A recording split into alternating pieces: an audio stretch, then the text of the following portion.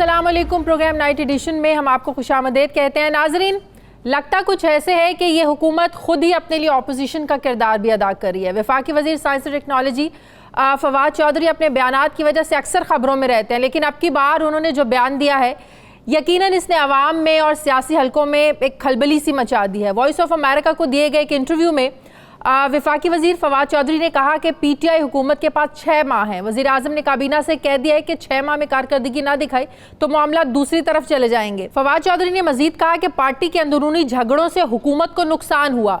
जहांगीर तरीन ने असद उमर को वज़ारत ख़जाना से फारिग करवाया था, तो जब असद उमर दोबारा आए तो उन्होंने जहांगीर तरीन को फारिग करवा दिया। शाह महमूद कुरैशी और जहांगीर तरीन की मुलाकातें हुई लेकिन बात नहीं बनी। वफाकी वज़ीर के इस बयान की बाज़गश्त वफाकी काबीना के आज इजलास में भी सुनाई दी। ज़राए के मुताबिक वफाकी वज़ीर असद उमर ने फवाद चौधरी के बयान का मामला वज़ीर आज़म के सामने उठाया और कहा कि फवाद चौधरी का बयान इंतहाई गैर जिम्मेदाराना था। एक वफाकी वज़ीर को गुफ्तगू करते हुए ख्याल करना चाहिए कि वो कह क्या रहा है। जबकि फवाद चौधरी ने इजलास में बयान से मुतालिक ये वजाहत दी कि मेरा जो बयान है ये सियाको सबाक से हटकर चलाया गया है। मैंने माजी में होने वाली सूरत हाल पर बात की, जिस पर रद्दमल देते हुए वज़ीर आज़म ने तमाम काबीना अरकान को कहा कि आइंदा कोई मतनाज़ बयान ना दिया जाए और गुफ्तगू में एहतियात और इत्तेहाद कायम रखने की उन्होंने बात की। सिर्फ यही नहीं बल्कि ज़राए के मुताबिक वफाकी वज़ीर फैसल वाउडा ने भी कहा कि काबीना के अंदर से लोग साजिशें कर रहे हैं, यहाँ गेम हो रही है, हम खामोश नहीं बैठेंगे। सवाल ये है कि क्या काबीना अरकान के आपसी इख्तलाफात ही हुकूमत के लिए मुस्तकबिल में मुश्किलात पैदा कर सकते हैं? सवाल ये है कि मौजूदा सूरत हाल में जब हुकूमत की अहम इत्तेहादी BNP हुकूमत से अलग हो चुकी है, बलूचिस्तान में जमहूरी वतन पार्टी ने मुतालिबात पूरे ना होने की सूरत में हुकूमत से अलग होने के लिए एक हफ्ते का अल्टीमेटम दे दिया है, अपोजिशन की कुर्बतें हुकूमती इत्तेहादियों से बढ़ती जा रही हैं, ऐसे में फिर वफाकी वज़ीर का ये कहना कि तहरीक इंसाफ हुकूमत के पास 6 माह हैं, क्या मुल्की सियासी मंजरनामे पर कोई बड़ी तब्दीली मतवक्के है? इस पर मैं बात करूंगी। मुझे ज्वाइन किया वफाकी वज़ीर बराए इत्तलात और नशरियात शिबली फराज साहब ने। अस्सलाम वालेकुम, बहुत बहुत शुक्रिया शिबली फराज साहब, आपने वक्त दिया, थैंक यू वेरी मच। सबसे पहले तो मुझे आज ज़रा ये बताइए कि कैबिनेट के इजलास में ऐसा आज क्या हुआ कि फैसल वाउडा भी बरहम हो गए, फिर कैबिनेट के जो दीगर लोग थे उन्होंने फवाद चौधरी के इंटरव्यू पर भी काफ़ी ज़्यादा रिएक्ट किया। हुआ क्या बेसिकली आज कैबिनेट के इजलास में? देखिए, पहली बात तो ये है कि ये मैं देख रहा हूँ कि मुख्तलिफ चैनल्स पे ये बातें हो रही हैं जो कि एक आम हालात में ये इसको अगर आप देखें तो ये एक बड़ी हेल्दी ट्रेडिशन है। इससे ये भी ज़ाहिर होता है कि प्राइम मिनिस्टर इमरान खान कितने ओपन हैं क्रिटिसिज्म के। इंटरनल उसमें एडवाइसेस भी होते हैं, उसमें क्रिटिसिज्म भी होता है, उसमें हर किस्म की बात होती है। तो ये तो जो प्राइम मिनिस्टर है उस पर ये पॉजिटिवली रिफ्लेक्ट करता है कि वो इस किस्म का माहौल इनकरेज करते हैं जिसमें कि सबको बोलने का मौका मिलता है। इसको पता नहीं क्यों एक वो दूसरी बात ये है कि जो फवाद चौधरी के इंटरव्यू के बारे में जो इतना एक शोर सा उठा है, तो और ये कि जी 6 महीने हैं, बुनियादी तौर पे ये तो हम एक तो ये है कि अगले महीने हमारे 2 साल पूरे हो जाएंगे। जब 6 महीने की बात होती है तो उसका मतलब ये है कि मिड टर्म आ जाएंगे, तो हमने अपने लिए एक मिड टर्म 6 महीने के बाद 2.5 साल हमारे हो जाएंगे इंशाल्लाह। तो उसके लिए कुछ हमने अहदाफ मुकर्रर किए हैं कि हमारे पास टाइम इतना है अपनी चीज़ों को आगे ले जाने के लिए या उनको एक शेप देने के लिए, बिकॉज इक़दामात तो कई शुरू हो चुके हैं, लेकिन अब उसकी ये है कि उनको एक रियल शेप में जिससे कि आवाम को पता चल सके कि क्या क्या चीज़ें फाइनलाइज हुई हैं और क्या चीज़ें रोल आउट हो रही हैं, उसके लिए ये 6 महीने की बात की गई है। इसका ये मतलब शिबली फराज साहब बिल्कुल सही कह रहे हैं, इख्तलाफ राय होता है, तमाम पार्टीज में होता है, यही जमहूरियत का हुस्न होता है, हर कोई अपनी राय दे और लीडर अगर उसकी बात को सुने तो ज़ाहिर है ये अच्छी बात होती है। ये इसी से पता चलता है कि पार्टी के अंदर भी जमहूरियत है। लेकिन अगर कोई पार्टी के अंदर की कमज़ोरियों को बाहर ला के बताए कि कमज़ोर लोग लगाए हुए हैं, पता नहीं कौन मशवरे देता है, सिर्फ आइडियाज़ काफ़ी नहीं होते हैं, जिन लोगों ने आइडियाज़ को इम्प्लीमेंट करना होता है उनको साइड पर कर दिया है, जो गैर मुंतखब लोग हैं वो आगे आकर बैठ गए, सियासी लोग मुंह तकते रह गए, ये तो पार्टी की कमजोरी है। और सबसे बढ़कर ये वज़ीर आज़म की अहलियत पर सवालात है कि उन्होंने कमजोर लगाए हैं। क्या उनकी इतनी अहलियत नहीं है कि वो एक अच्छी टीम बना सके? देखिए, पहली बात तो ये है कि जितनी कुर्बानी, जितना effort prime minister Imran Khan ने इस पार्टी के लिए किया है, बल्कि majority of us starting from me, जितने भी लोग हैं वो इमरान खान की मरहून मेहनत आज जिन पोजीशंस पे बैठे हुए हैं उनकी वजह से है। कौन सा लीडर जो कि एक सख्त راستے سے 22 سال کے کٹھن سفر سے گزر کر اور وہ ایک ایسی ٹیم لگائے جو کہ کمزور ہو. انہوں نے تو اپنی دانش میں جو بہترین لوگ ہیں اب اس ہر پرٹیکولر فیلڈ کے لیے انہوں نے وہ لگائے ہیں. اب دیکھیں مسائل اس ملک کے اتنے سنجیدہ ہیں کہ ان کو 20 مہینے پہ ان کو اینالائز کرنا یا ان پہ اس کے بارے میں کوئی ججمنٹ دے دینا کہ یہ تو جی نہیں کام ہو رہا, یہ ہو رہا ہے, وہ ہو رہا ہے, میرا خیال ہے زیادتی ہے. There are so many things that we have done. Fawad Chaudhry نے باتیں کرتی کی اس طرح سے ان کو پارٹی کے معاملات سامنے نہیں لانے چاہیے تھے, یہ کہہ رہے ہیں آپ. بات ہے ہر پولیٹیکل پارٹی میں کچھ لوگ ہوتے ہیں جو زیادہ ہر موضوع پہ وہ بولتے ہیں, ہر اس میں یہ ان کا ایک سٹائل ہے, وہ ہر اس میں وہ بولتے ہیں. لیکن ضروری بات نہیں ہے کہ وہ اگر جو بات کر رہے ہیں تو وہ بالکل بات 100% جو ہے تو درست بھی ہو, بیکاز وہ اپنی نقطۂ نگاہ سے چیزوں کو دیکھتے ہیں. لیکن جو پرائم منسٹر ہے وہ تو چیزوں کو ان کا تو ایک 360 ڈگری کا ویو ہے. اینڈ اس میں بھی یہ ایک اور پازیٹیو چیز ہے ہمارے بارے میں. اگر آپ اگر اس کو پرائم منسٹر صاحب نے بھی نیگیٹو نہیں لیا, انہوں نے انکریج کیا. اگر ایسی بات ہوتی تو فواد چودھری صاحب جو ہے تو ایک اتنے ایکٹیو اور اتنے ریسپیکٹڈ نہ ہوتے پارٹی میں. لیکن بالکل یہ تو آئی تھنک کہ پرائم منسٹر کی بڑی وسیع القلبی ہے کہ انہوں نے سے ہے. شبلی فراز صاحب, ایک طرف جب آپ لوگوں کے اتحادی آپ لوگوں سے الگ ہو رہے ہیں, نمبر ایک, دوسری طرف جب پارٹی کے اس طرح اختلافات کھل کر سامنے آئیں گے تو ایک تاثر جائے گا کہ پارٹی کے لوگ عمران خان جو ہیں یہ اپنی پارٹی کو تو سنبھال نہیں پا رہے ہیں, اپنی پارٹی میں تو یونٹی قائم نہیں کر پا رہے, تو اتحادیوں کو کیا سنبھالیں گے؟ یہ بہت ایک عجیب جو ہے نا وہ امیج آئے گا. نمبر ایک. دوسری بات, جو نان الیکٹڈ لوگوں کی بات فواد چودھری صاحب نے کی ہے, کوئی پہلی بار بات نہیں ہوئے, اس سے پہلے بھی بہت سے وزراء ہیں, غلام سرور خان صاحب بھی ہیں, انہوں نے بھی اس پر سوالات اٹھائے ہیں کہ جو نان الیکٹڈ لوگ ہیں وہ حاوی ہیں الیکٹڈ لوگوں پر. تو کیا یہ شکایات جو ہیں گاہے بگاہے مختلف وزراء کی جانب سے جو آتی رہتی ہیں, کیا آپ کی بھی آبزرویشن یہ ہے کہ نان الیکٹڈ لوگوں کو زیادہ فوقیت دی جاتی ہے الیکٹڈ لوگوں کے اوپر؟ نہیں, میں یہ سمجھتا ہوں کہ ہر اس شخص کو فوقیت دی جاتی ہے جو کہ ڈیلیور کر سکے, جو کہ پرفارم کر سکے, اور جو بھی اس کی ذمہ داری ہے اس سے وہ اچھی طرح سے نبرد آزما ہو. تو یہ کہنا اپنی جگہ پر اس کا ایک ریشنل ضرور بنتا ہے. لیکن یہ میں اگین یہ کہوں گا کہ دیکھیں اس سے یہی ظاہر ہوتا ہے کہ بجائے اس کے کہ ہر ایک کہے کہ جی سب اچھا ہے, جو کہ ماضی کی حکومتوں میں ہمارے اکثر رولرز تھے جو کہ اختلاف کو پسند ہی نہیں کرتے تھے, وہ بالکل اس کو ایک سیاسی اس میں اوبلیوین میں ڈال دیتے تھے. لیکن جو پرائم منسٹر کے ساتھ یہ اس قسم کی اوپن باتیں ہوتی ہیں, this shows that he is open, وہ سنتے ہیں باتیں. اور کون جو ہے تو اور ایسا لیڈر ہے جو کہ اس طرح کے پارٹی میں اور کیبنٹ میں دیکھیں ہمیشہ کھل کے بات ہوتی ہے. میں نے تو اب یہ میری چوتھی کیبنٹ میٹنگ تھی, میں چونکہ نیا آیا ہوں, میں نے تو یہی دیکھا ہے کہ میں بلکہ حیران ہوتا ہوں, ایک جو ہوا بنایا ہوا تھا پچھلے حکمرانوں کو دیکھ کے کہ جی ہر ایک ایسے بیٹھا ہوا ہے جس طرح کے وہ بالکل خادم بیٹھے ہوئے ہیں اور سر نیچے کر کے. اس میں تو کوئی شک, بالکل صحیح کہہ رہے ہیں, اس میں کوئی شک نہیں ہے. پہلے کیبنٹس میں کسی کی جرت نہیں ہوتی تھی کہ اپنے لیڈر کے سامنے جو ہے نا وہ بات بھی کر سکے اور کھل کر اپنی رائے کا اظہار کر سکے. لیکن جو میں آپ سے سوال یہ کرنا چاہ رہی ہوں کہ جس طریقے سے نان الیکٹڈ لوگ آگے آ رہے ہیں یا الیکٹڈ لوگ جو ان پر تحفظات کا اظہار کر رہے ہیں, اس سے ثابت یہ ہوتا ہے یا تاثر یہ ابھرتا ہے کہ الیکٹڈ لوگ ڈیلیور نہیں کر پائے, جس کی وجہ سے نان الیکٹڈ لوگ آگے آ گئے.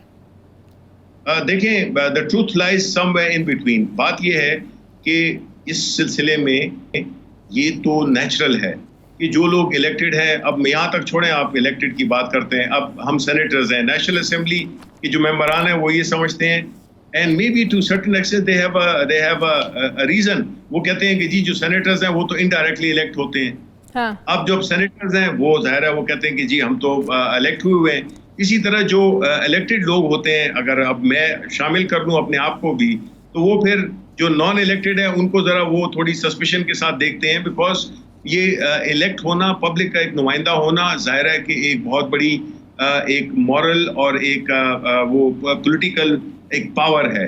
تو ظاہر ہے کہ وہ اس پہ کچھ لوگ اتراتے بھی ہیں, rightly so, because public representative آپ دیکھیں ہماری جو اس پہ بڑا ایک شور ہوا, ہماری جو ایک فیمیل ایم این اے ہیں تو وہ الیکٹ ہو کے آئی ہیں, وہ she is not on reserve set.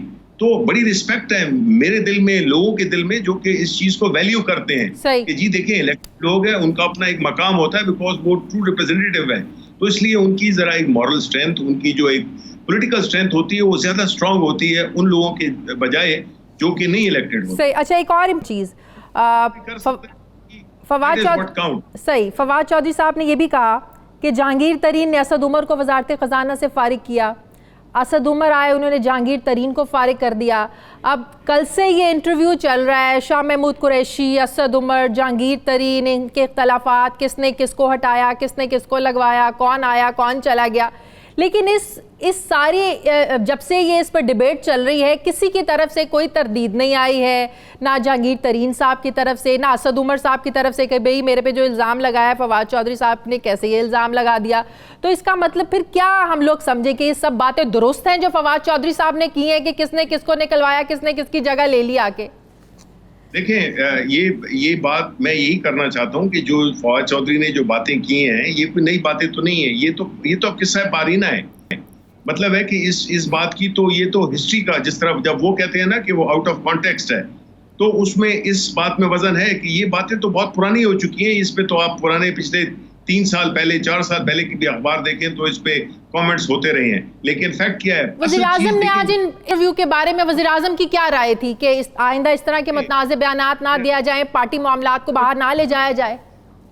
Exactly یہ بات تو انہوں نے کیا, اور بڑے انہوں نے اس طریقے سے جس طرح کے ایک لیڈر کا وہ ہوتا ہے, انہوں نے بڑے تحمل اور بڑے اس کے ساتھ دروائز. ایک بات میں آپ کو کلیئر کروں جی, دیکھیں ادھر کتنے بھی لوگوں کے نام ذکر ہو, فلاں ہو, جس طرح میں نے آپ کو پہلے کہا, یہ سارے جو ہیں تو پرائم منسٹر عمران خان از دا لیڈر. وہ جو بات کرتے ہیں, جو فیصلے کرتے ہیں, وہ اس پہ پوری پارٹی جو ہے تو لبیک کہتی ہے, because we believe in his sincerity for the country, we believe his sincerity for the image of Pakistan or people who matter, جو کہ غریب لوگ ہیں. اگر آپ اس کرائسس میں بھی دیکھیں ان کا جو فوکس رہا ہے تو وہ غریب لوگ ہیں. اس لیے جو ہے نا یہ obviously آپ کو پریس کو تو یا میڈیا کو تو ظاہر ہے یہ ایک سبجیکٹ مل گیا which is understandable, لیکن یہ اتنی سیریس بات ہماری پارٹی میں نہیں ہے. تھینک یو ویری مچ, بہت شکریہ. وفاقی وزیر برائے اطلاعات و نشریات شبلی فراز صاحب میرے ساتھ تھے. ناظرین مجھے پروگرام میں ایک بریک لینی ہے, واپس آتے ہیں چھوٹے سے وقفے کے بعد.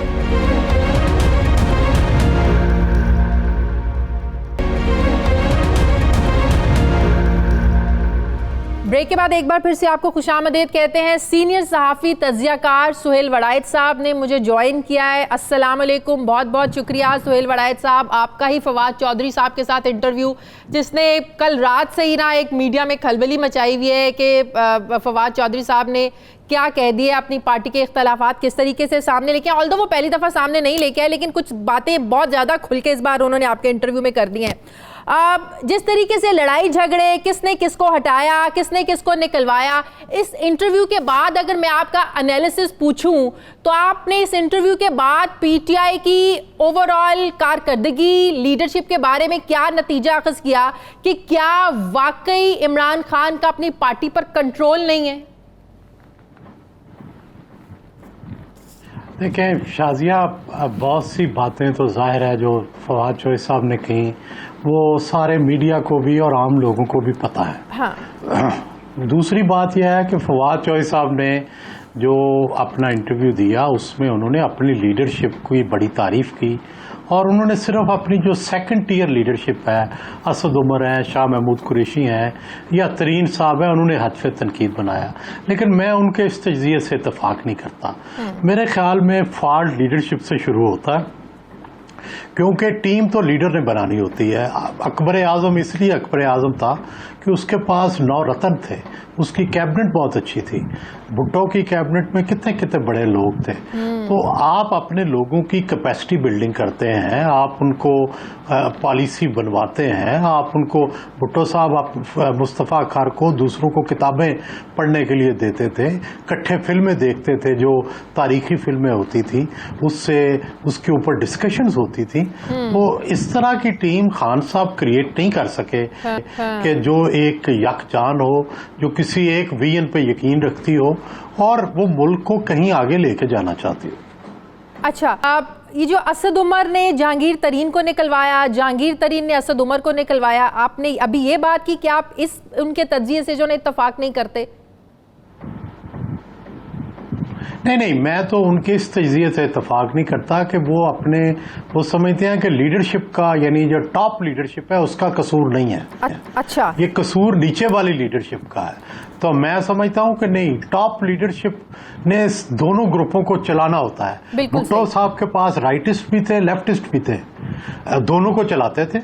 شیخ رشید بھی تھے اور مصطفیٰ خار بھی تھے، کوثر نیازی بھی تھے، اور دوسرے لیفٹسٹ معراج محمد خان بھی تھے. تو دونوں گروپ چلاتے تھے. ایوب خان کا زمانہ تھا تو شعیب تھے، ایک طرف وزیر خانہ امریکن لابی تھی، بھٹو صاحب لیفٹسٹ تھے، دونوں کو چلاتے تھے. تو اس نواز شریف کے زمانے میں بھی 2 لابیاں تھیں.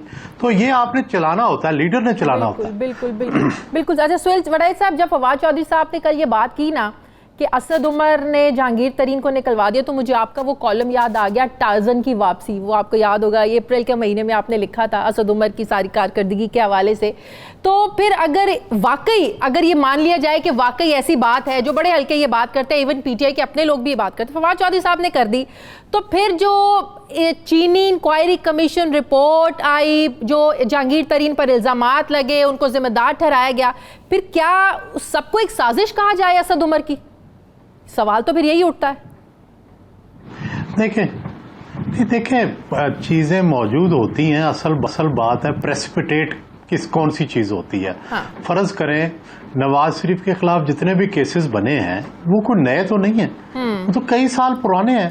ٹھیک ہے، کوئی 20 سال. اسی طرح جتنے کیسز بنتے ہیں، تو سوال یہ ہے کہ گورنمنٹ کی انٹینشن کیا ہے. کیا وہ اس چیز کو کنڈون کرتی ہے یا کیس بنانا چاہتی ہے؟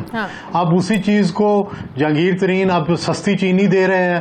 اب اگر وہ گورنمنٹ کے ساتھ ہوتے تو بلے بلے ہو رہی ہوتی. اب گورنمنٹ سے الگ ہیں تو ان کی یہ نیکی بھی کام نہیں آ رہی.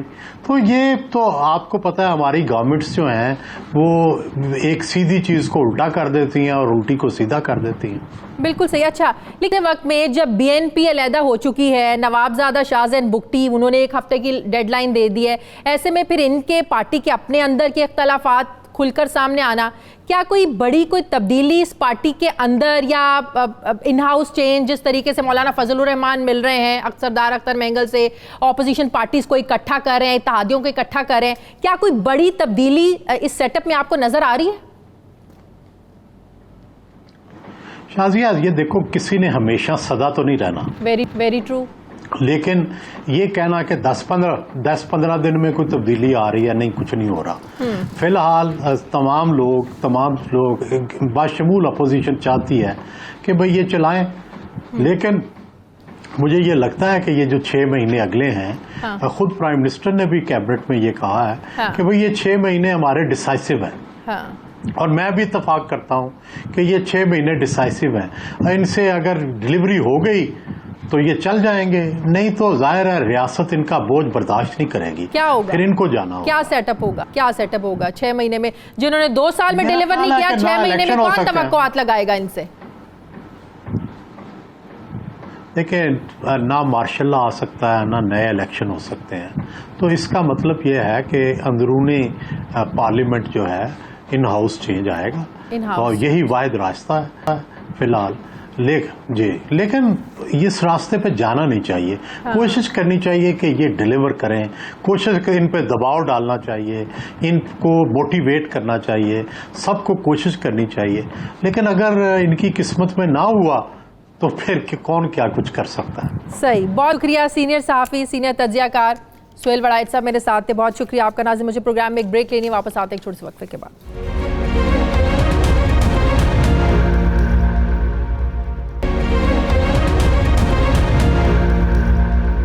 بریک کے بعد ایک بار پھر سے آپ کو خوش آمدید کہتے ہیں. ناظرین، حج دین اسلام کے 5 بنیادی اراکین میں سے ایک اہم رکن ہے جو کہ ہر صاحب استطاعت مسلمان پر زندگی میں ایک بار ادا کرنا فرض ہے. ہر سال لاکھوں کی تعداد میں دنیا بھر سے مسلمان اس اہم فریضے کی ادائیگی کے لیے سعودی عرب جاتے ہیں. گزشتہ سال 2019 میں 26 لاکھ مسلمانوں نے حج کا فریضہ ادا کیا تھا. لیکن اس بار کرونا وائرس کی وبا کی وجہ سے سعودی حکومت نے حج کو محدود پیمانے پر کرنے کا فیصلہ کیا ہے. سعودی وزارت حج نے یہ اعلان کیا ہے کہ اس سال حج ہوگا اور محدود تعداد میں عازمین حج شریک ہوں گے۔ سعودی وزارت حج کے مطابق محدود تعداد میں اندرون ملک سے مختلف ممالک کے شہریوں کو حج کا موقع دیا جائے گا۔ یہ فیصلہ انہوں نے بتایا اس لیے کیا گیا ہے کہ حج محفوظ اور صحت مند ماحول میں ہو۔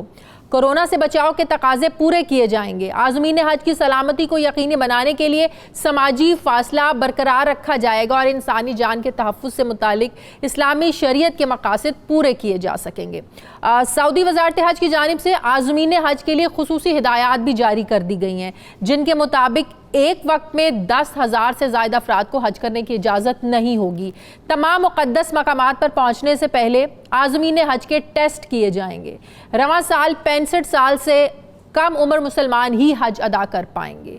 حج مکمل کرنے کے بعد تمام حجاج کو خود کو قرنطینہ میں رکھنا ہوگا۔ تمام کارکنان اور رضاکاروں کے بھی حج شروع ہونے سے پہلے قبل وہ ٹیسٹ کیے جائیں گے۔ حج کے دوران کسی بھی ایمرجنسی سے نمٹنے کے لیے ایک ہسپتال بھی تیار کر لیا گیا ہے۔ سماجی دوری کے اقدامات کو بھی لاگو کیا جائے گا۔ ناظرین، یقیناً یہ خبر دنیا بھر کے مسلمانوں کے لیے دل گرفتہ ہے اور مسلمان سوچ بھی نہیں سکتے کہ اس سال وہ حج نہیں ہو سکے گا، لیکن اس کے باوجود تاریخ میں تقریباً کہا جاتا ہے کہ 40 مواقع ایسے آئے جس میں حج نہیں ہو سکا اور کئی بار خانہ کعبہ وہ حاجیوں کے لیے بند رہا۔ لیکن موجودہ صورتحال میں کیا سعودی عرب کی حکومت کا یہ جو فیصلہ ہے یہ درست ہے یا اس سے بہتر بھی اچھا فیصلہ کوئی اور ہو سکتا تھا؟ میں بات کروں گی، مجھے جوائن کیا ہے چیئرمین رویت ہلال کمیٹی مفتی منیب الرحمان صاحب نے۔ السلام علیکم، بہت بہت شکریہ مفتی صاحب، آپ نے وقت دیا۔ مفتی صاحب، آپ کو بھی علم میں ہوگا کہ موجودہ وبا کی وجہ سے مختلف ممالک میں وہ مختلف SOPs کے ذریعے اپنے جو کاروبار زندگی ہے، روزمرہ کے جو معمولات ہیں ان کو نبھایا جا رہا ہے، لیکن جب حج کی بات کریں تو سعودی عرب نے بھی ان تمام خدشات کے پیش نظر کے پوری دنیا کے مسلمانوں کو اگر آنے کی اجازت دے دیں گے وہ اپنے ملک میں تو وبا کہیں زیادہ نہ پھیل جائیں، جس کے پیش نظر انہوں نے یہ کہا ہے کہ سعودی عرب کے اندر ہی جو موجود غیر ملکی ہوں گے یا وہاں کے مقامی لوگ ہوں گے ان کو حج کرنے کی اجازت ہوگی تاکہ وبا مزید نہ پھیلے۔ آپ کے خیال میں ایک بہترین درست فیصلہ ہے یا اس سے بہتر بھی فیصلہ ہو سکتا تھا؟ بسم اللہ الرحمن الرحیم۔ سب سے پہلے میں یہ کہنا چاہوں گا کہ جو کورونا کی وبا دنیا بھر میں پھیلی ہوئی ہے یہ ایک حقیقت ہے اور اس کا سامنا حکمت و تدبر اور احتیاطی تدابیر سے کیا جا سکتا ہے۔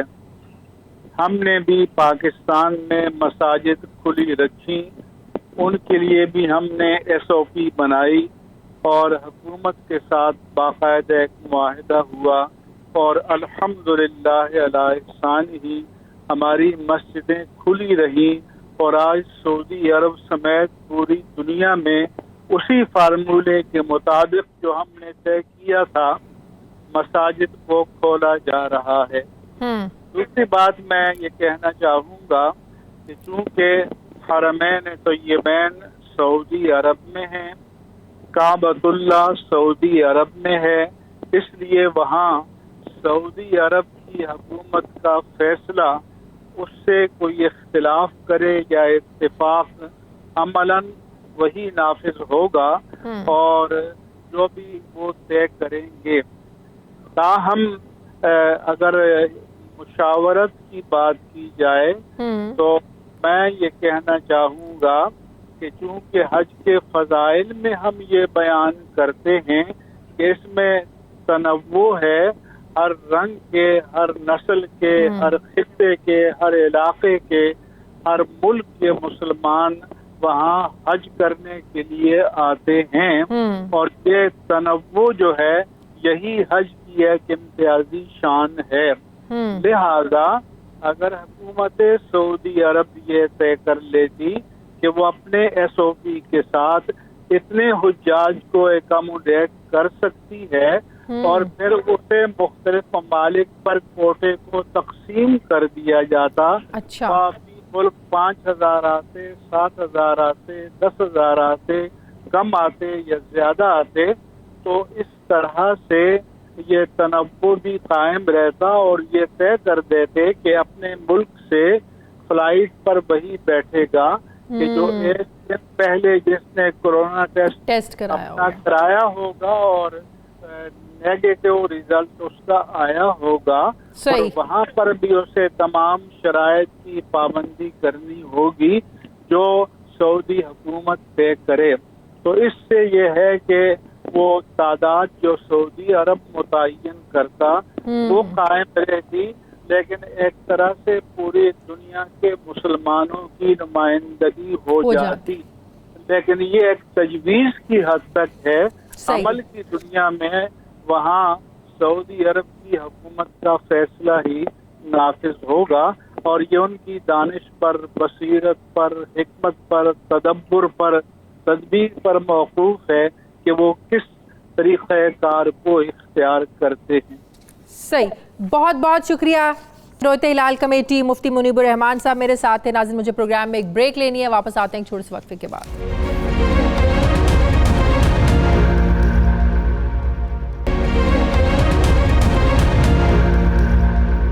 ناظرین، پاکستان میں کرونا وائرس کی صورتحال خراب ہوتی جا رہی ہے، لیکن حکومت کہہ رہی ہے کہ معیشت کی بدحالی کے پیش نظر کاروبار بند نہیں ہو سکتے.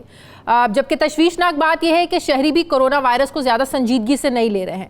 نہ تو عوام ماسک پہن رہے ہیں، نہ ہی مارکیٹس میں اور دیگر جو عوامی جگہیں ہیں وہاں پر مکمل حفاظت اقدامات جو ہیں وہ نظر آ رہے ہیں. جبکہ گھروں میں قرنطینہ کرنے والے مریضوں کی اموات میں بھی اضافہ ہوتا جا رہا ہے، اور اب تک 323 مریض سیلف آئسولیشن میں گھروں میں انتقال کر گئے.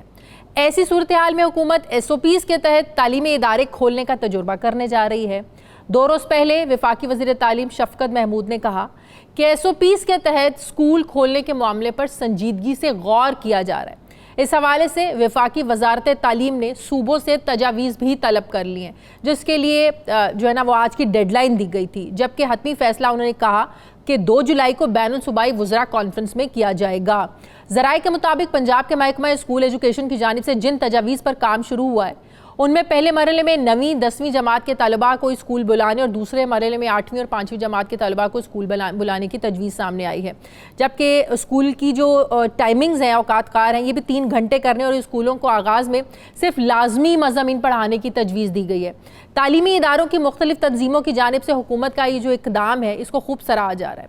اور آل پاکستان پرائیویٹ اسکول فیڈریشن کی جانب سے بھی اسکولز کھولنے کے SOPs تیار کر لیے گئے ہیں. SOPs کے مطابق صرف تندرست سٹاف، ٹیچرز اور بچے ہی اسکول آئیں گے. طلبہ و طالبات کے لیے فیس ماسک جو ہے یہ پہننا ضروری ہوگا. لیکن بات جو ہے کہ والدین سے کیا کسی نے پوچھا ہے کہ اگر SOPs بن بھی جاتے ہیں وہ اپنے بچوں کو بھائی اسکول بھیجنے کے لیے راضی ہیں یا نہیں؟ سوشل میڈیا پر ہم لوگوں کی جانب سے بھی ہم نے بھی ایک سروے کروایا کہ والدین سے پوچھا کہ تعلیمی ادارے کھلنے چاہیے یا نہیں کھلنے چاہیے. تو بہت سے میجورٹی جو پیرنٹس تھے انہوں نے تعلیمی ادارے کھولنے کی مخالفت کی. پول میں سوال کیا گیا تھا کہ اگر حکومت اسکول اوپن کرتی ہے تو کیا والدین اپنے بچوں کو اسکول بھیجیں گے؟ اور آنے والے جوابات کے مطابق اکثریت نے نفی میں جواب دیا. تقریباً 953 افراد نے کہا کہ وہ اپنے بچوں کو اسکول نہیں بھیجیں گے. صرف 86 افراد نے مثبت جواب دیا، جبکہ 54 افراد نے یہ بھی کہا کہ ابھی انہوں نے اس حوالے سے ابھی فیصلہ نہیں کیا. اس چھوٹے سے پول سے یہ اندازہ لگایا جا سکتا ہے کہ والدین کی جو اکثریت ہے وہ چاہتی کیا ہے. سوال یہ ہے کہ حکومت SOPs کے تحت تعلیمی ادارے کھول کر کیا واقعی رسک لینے جا رہی ہے؟ کیا حکومت نے یہ فیصلہ نجی تعلیمی اداروں کی تنظیموں کے ایک پریشر میں دباؤ میں آ کر کیا ہے؟ میں بات کروں گی، مجھے جوائن کر رہے ہیں وزیر تعلیم پنجاب ڈاکٹر مراد راز صاحب، اور اس کے بعد مجھے جوائن کریں گے وزیر تعلیم سندھ سعید غنی صاحب. السلام علیکم، بہت بہت شکریہ مراد راز صاحب آپ کا. سب سے پہلے تو مجھے یہ بتائیے گا کہ وفاقی وزارت تعلیم نے جو اسکول کھولنے کے حوالے سے آپ لوگوں سے سجیشنز مانگی ہیں، کیا یہ ارلی اسکول کھولنے کے لیے آپ لوگ سارے اقدامات کرنے جا رہے ہیں، یا یہ پلاننگ ہے کہ جب بھی کچھ حالات نارمل ہوں گے 3 مہینے بعد 4 مہینے بعد تب کے لیے آپ لوگ یہ ساری پلاننگ کر رہے ہیں؟ میں آپ کو یہ بتاؤں کہ یہ جو ہم کرنے صرف جو تجاویز مانگی ہیں یہ مانگی ہیں جب بھی اسکول ہم کھولیں گے. جو بھی سمجھ رہا ہے کہ کوئی ڈیفینیٹ ڈیٹ دے گی ہے یا کوئی ہم نے ڈیٹ ابھی سوچی ہے اسکول کھولنے کی، بالکل ایسا کوئی چکر نہیں ہے. میں بڑی کلیئرٹی سے سب کو بتانا چاہتا ہوں کہ there is no definite date when the schools will be opened. ابھی سے بتا دوں یہ صرف ایس او پی اس لیے تاکہ ہم آخری مومنٹ پہ جا کے تیاریاں نہ کر رہے ہوں. تیاری ہمیں ابھی سے کرنی پڑے گی ان چیزوں کی. سو تیاری کر کے رکھنی چاہیے, بجائے کہ پچھلی حکومتوں کی طرح آپ دیکھتے تھے کہ لاسٹ مومنٹ پہ آ کے جی تیاری ہو رہی ہے اور وہ ہیپ ہیزرڈ ہو رہا ہے سارا کام. ہم نے ایک ایس او پیز, اس کے اندر 2-3 مرحلے بنانے پڑیں گے آپ کو شازیہ. آپ دیکھنا کہ اگر سچویشن اے ہے تو اس کے لیے کس طرح کھول لیں, سچویشن بی ہے اس کے لیے کیسے کھول لیں, اسی طرح ڈفرنٹ طریقے سے پرائیورٹیز دیکھنی ہے ہماری کیا ہیں اس وقت. اگر آپ سمجھ رہے ہیں کہ کوئی سمجھ رہے ہیں ہم کسی کے پریشر میں آ کے کرنا چاہ رہے ہیں, یہ کبھی بھی نہیں ہوگا. پرائیویٹ اسکول کیا کوئی بھی ہم میرے پہ تو کوئی پریشر نہیں ڈال سکتا کہ جی آپ نے اسکول کھولنے ہیں کسی وجہ سے, بالکل بھی نہیں. ہمارے لیے ہمارے بچوں کی زندگیاں, ٹیچرز کی زندگیاں, ان لوگوں کی فیملیز کی زندگیاں وہ سب سے زیادہ ضروری ہیں. اور کورونا کے حالات آپ کو ایگزیکٹلی پتا ہے کہ آج کل کیسے ہیں, اور ابھی جو پیک ہے وہ ہماری آنی ہے, اس رستے پہ ہم ابھی چلے ہوئے ہیں. سو ہم کس طرح اسکول کھولنے کا سوچ سکتے ہیں؟ جب میڈیا پر چلتی ہیں تو ظاہر ہے پیرنٹس کی طرف سے ایک ریاکشن آتا ہے. آپ کے پاس بھی بہت سے لوگ جو ہے نا اس پر ریئیکٹ کرتے ہوں گے کہ بھائی ہم بچوں کو اسکول بھیجنا چاہتے ہیں, نہیں بھیجنا چاہتے ہیں. آپ کے پاس لوگوں کی زیادہ پیرنٹس کی کیا رائے ہے, کیا ریئیکٹ کرتے ہیں لوگ اس پر جب اسکول کھولنے کی بات کرتے ہیں؟ دیکھیں میں آپ کو بتاؤں کہ میرے پاس ابھی تک جتنے پیرنٹس نے میرے سے بات کی ہے, میں نے جو سوشل میڈیا پہ اپنی ٹویٹ کا رسپانس دیکھا, آج بھی 100% پیرنٹس نے کہا ہے کہ وہ اسکول اپنے بچوں کو بھیجنے کے لیے تیار نہیں ہے. اسی طرح تیار نہیں ہے جس طرح شازیہ آپ تیار نہیں ہیں اپنے بچوں کو اسکول بھیجنے کے لیے. آپ تیار ہیں؟ Not at all. میں بھی اب اپنے بچوں کو اسکول بھیجنے کے لیے تیار نہیں ہوں. سو اگر آپ اور میں تیار نہیں ہیں, ہماری طرح اسی طرح باقی پیرنٹس بھی تیار نہیں ہیں اپنے بچوں کو اسکول بھیجنے کے لیے. یہ صرف ایس او پیز بن رہے ہیں. سارا یہ فیک نیوز جو سوشل میڈیا پہ بھی چل رہی ہے اور دوسری طرح بھی چل رہی ہے الیکٹرانک میڈیا پہ, لوگ ایک دم ایکسائٹڈ ہو جاتے ہیں سن کے. ان کو فیکٹس دیکھنے چاہیے اور بات چیت کرنی چاہیے جس طرح آپ نے بلایا مجھے. اب لوگوں کو چیزیں کلیئر ہو جائے گی کہ کوئی اسکول کھولنے کا پلان نہیں ہے جب تک ایک ہمیں اس چیز کے اندر ڈکلائن نظر نہیں آتا, ایک سٹیبلٹی نظر نہیں آتی, تھوڑا کنٹرول نظر نہیں آتا. اور اس کے بعد بھی آپ دیکھنا ہم نے سٹیگر کر کے چیزیں کھولنی ہیں. یہ نہیں کہ ہم جس دن بھی کھولیں گے لوگ واپس اسکول آ جائیں گے. شدت کیا ہے, کیا لیول ہے, اس کے مطابق آپ لوگ جو ہے نا وہ پلان کریں گے کہ کیسے کھول لیں. اچھا, یہ ٹرائل کی بنیاد پر جو کھولنے کی بات ہو رہی ہے, ٹرائل کی بنیاد پر کیا مطلب ہے اس بات کا کہ ٹرائل کریں گے؟ وہ کیا ٹرائل ہوگا, کیسے کھولیں گے؟ دیکھیں میں تو ٹرائل کرنے کے لیے بھی تیار نہیں ہوں. سو اگر کوئی ٹرائل کرنا چاہ رہا ہے تو وہ ضرور کرے, مگر میں ٹرائل کرنے کی ابھی بالکل حق میں نہیں ہوں. اس وقت جس سچویشن میں ہم ہیں پنجاب کے اندر, ہم تیاری ساری کر کے رکھیں گے. جب ٹرائل کرنا ہوگا اس کے لیے بھی میں آپ کو آ کے بتاؤں گا ضرور کہ کب ہم ٹرائل کرنے لگیں اور کس طرح کرنے لگیں. فی الحال ہم ٹرائل کرنے کی سچویشن میں نہیں ہیں بالکل بھی. ٹھیک ہے, بہت شکریہ. وزیر تعلیم پنجاب ڈاکٹر مراد راز صاحب میرے ساتھ مجھے جوائن کیا ہے. وزیر تعلیم سندھ سعید غنی صاحب نے. سعید غنی صاحب, جیسے مختلف شعبہ زندگی کو کھولا جا رہا ہے, مختلف ایس او پیز بنا کر, جیسے مارکیٹس بھی کھول دیں, کاروبار بھی کھول دیے, اب اسکول کھولنے کی بات ہو رہی ہے کہ بچوں کا بہت زیادہ تعلیم کا حرج ہو رہا ہے. وفاقی وزارت تعلیم نے اسکول کھولنے کے حوالے سے آپ لوگوں سے, مطلب صوبوں سے سجیشنز مانگی ہیں کہ آپ لوگ سجیشنز دیں کہ کیا ایس او پیز رکھے جائیں تاکہ اسکولوں کو کھولا جائے. لیکن سندھ میں جو صورتحال ہے وہ سب کے سامنے ہے. آپ سے تجاویز مانگی گئی, آپ نے دے دی. اگر دے دی تو کیا تجاویز آپ لوگوں کی طرف سے دی گئی ہیں, آپ کے ڈپارٹمنٹ کی طرف سے دی گئی ہیں کہ اگر اسکول کھولے جائیں تو کن ایس او پیز کے تحت؟ نہیں, ابھی تک تو ہم نے تجاویز دی نہیں ہے. اور یہ ایسا بھی نہیں ہوگا کہ جو تجویز دینی ہے ہم خود ہی صرف ڈپارٹمنٹ کی سطح تک فیصلہ کر کے دے دیں گے. اس میں یقیناً ہم جو ہماری ایک ٹاسک فورس بنی ہوئی ہے اس میں بھی ڈسکس کریں گے. اس میں سی ایم صاحب اس کو چیئر کرتے ہیں, ان کو بھی آن بورڈ لیں گے. لیکن ایک چیز میں بالکل واضح بتا دوں کہ ہم بچوں کی زندگی اور صحت پر کسی قسم کا رسک لینے کو تیار نہیں. صحیح. اس بات کا بالکل ہمیں احساس ہے کہ بچوں کی تعلیم متاثر ہو رہی ہے, لیکن صرف اس چیز کو ذہن میں رکھتے ہوئے کہ جن کی تعلیم متاثر ہو رہی ہے تو ہم انہیں رسک پہ ڈال دیں, یہ کام ہم نہیں کریں گے. اور اس وقت پورے ملک میں یہ سب تسلیم بھی کرتے ہیں, اور جو ڈیٹا روزانہ آتا ہے وہ بھی ثابت کر رہا ہے کہ پاکستان میں نمبر آف کیسز جو ہیں وہ بڑی تیزی سے بڑھتے جا رہے ہیں. اس وقت ہم یہ نہیں کہہ سکتے کہ ہمارا جو گراف ہے وہ تھوڑا نیچے کی طرف آ رہا ہے. ابھی کب ہماری فلیٹن نہیں ہوئی ہے, ابھی شاید ہم پیک کی طرف رواں ہیں, جا رہے ہیں. اور آنے والے دنوں میں غالباً امکان یہی ہے کہ نمبر آف کیسز مزید تیزی سے بڑھیں گے. جب صورتحال یہ ہو تو ان حالات میں نہیں سمجھتا کہ کسی قسم کی یہ دانشمندی ہوگی کہ ہم صرف اس وجہ سے، جو بڑی ایک ویلڈ وجہ ہے کہ بچوں کی تعلیم متاثر ہو رہی ہے، لیکن تعلیم کے متاثر ہونے کو وجہ بنا کر ہم بچوں کی صحت کو جو ہے وہ داؤ پہ لگا دیں، یہ میں نہیں سمجھتا ہوں کیا کروں. لیکن ایک بات سمجھ آ رہی ہے سعید غنی صاحب، جب پرائیویٹ سکولز والے فیسیں بھی پوری لے رہے ہیں، ان مہینوں میں انہوں نے کوئی فیس تو نہیں چھوڑی، بچوں کی فیسیں بھی نارمل جا رہی ہیں، اس کے باوجود وہ کیوں چاہتے ہیں کہ اسکول کھلیں، پریشرائز کر رہے ہیں؟ وفاق کو بھی انہوں نے کہا ہے، اور اب تو وہ خوش ہو رہے ہیں جب سے شفقت محمود صاحب نے کہہ دیا کہ ہم SOPs کے تحت جو ہے نا وہ اسکول کھولیں گے صوبوں سے مشاورت کے بعد. تو آپ کو کیا لگتا ہے یہ آل پرائیویٹ اسکول فیڈریشن ایسوسی ایشن ان کی جانب سے وفاق پر دباؤ ہے جو آپ لوگوں سے تجاویز مانگی جا رہی ہیں کہ SOPs کے تحت اسکول کھولیں؟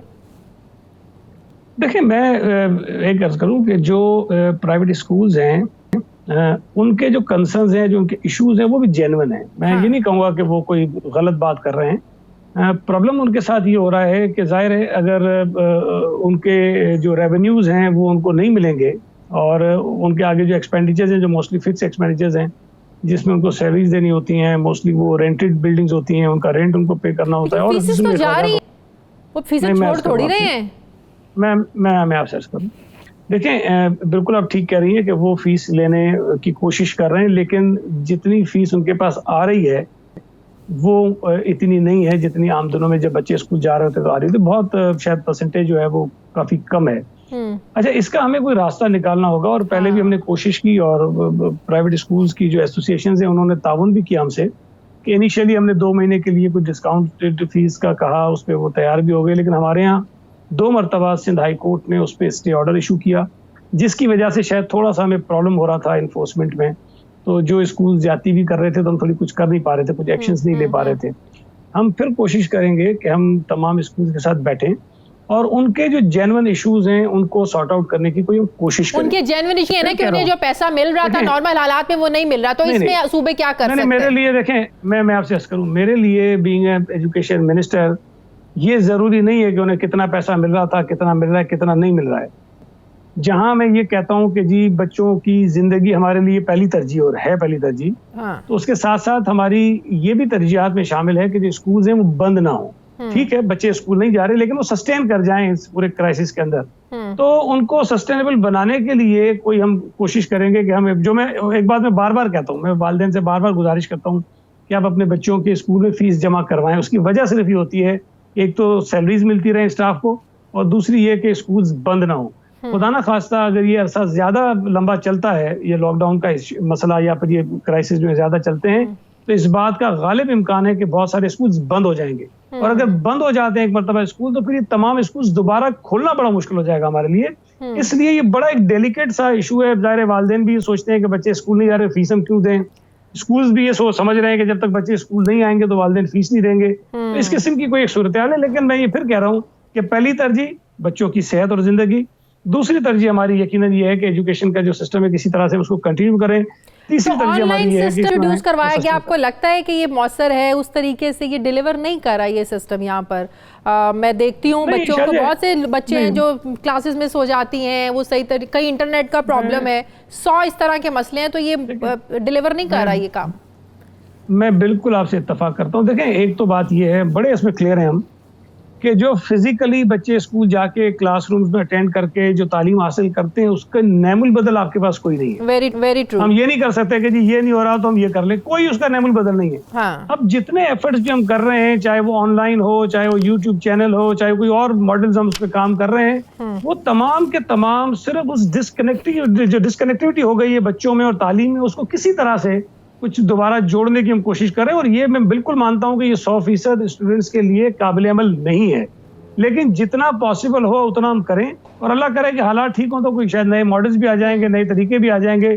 تو جتنا میکسیمم بچوں کو تعلیم کے ساتھ ہم جوڑ سکتے ہیں وہ جوڑنے کی کوشش ہے. اس بات پہ کبھی نہ ہم میں سے کسی نے کہا ہے، اور ہم یہ سمجھتے ہیں کہ اسکول کھلنا اور بچوں کا جانا جو ہے اس کا کوئی ریپلیسمنٹ ہو سکتا ہے. ٹھیک ہے، بہت شکریہ. وزیر تعلیم سندھ سعید غنی صاحب میرے ساتھ تھے. یہ تھا ہمارا آج کا پروگرام کے لیے ہمیں فیڈ بیک ضرور دیجیے گا، اپنا خیال رکھیے گا. میری آپ سے ملاقات ہوگی کل. مجھے اجازت دیجیے. اللہ حافظ.